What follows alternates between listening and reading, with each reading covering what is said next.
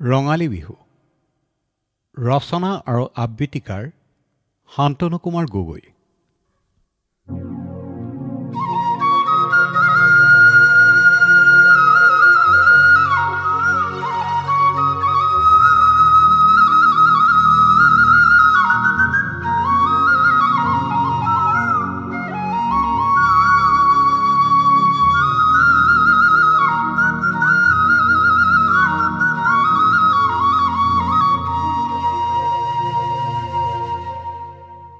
সম্প্ৰীতিৰ বাতৰিলৈ আকৌ আহিল চেনেহৰ বিহুটি। বৰহমথুৰিৰ ৰঙেৰে অধৰ ৰঙা সৌজনী উন্মনা নাচনী।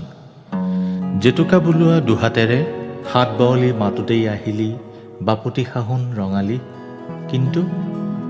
কিন্তু অসহিষ্ণুতাৰ বিপৰীতে গৰজি উঠিছে দীঘলতি মাখিলতি। মৌন আজি বুলবুলি সখীয়তী। ভেটি কঁপিব নেকি, ছন্দ হেৰাব নেকি, তাকেই আছো ভাবি। আজি অসমীয়া ৰঙালীৰে বাংময়ী। ঢৌ তুলি নাচিছে লুইতৰ পানী। ৰজন জনাই বাজিব ম'হৰ শিঙৰ পেপাতি। ঠন ধৰি উঠিছে কপৌ পাহি। গম গমাই উঠিব আপোন ঢোলটি। গগন কপোৱা ঢোলৰ শব্দই আনিব সম্প্ৰীতিৰ মেৰ খোৱা এনাজৰী। গছৰ ডালত সেয়া কুলি কেতেকী। আমাৰ বাবেই আহে বছৰ বছৰ জুৰি। সেয়ে মন যায় সাতসৰী অসম বুৰঞ্জীত স্বৰ্গদেউৰ ৰংঘৰ বাকৰিত। গগনাৰ লাহৰী ধ্বনিত শংকৰ আজানৰ জিকিৰ বৰগীত।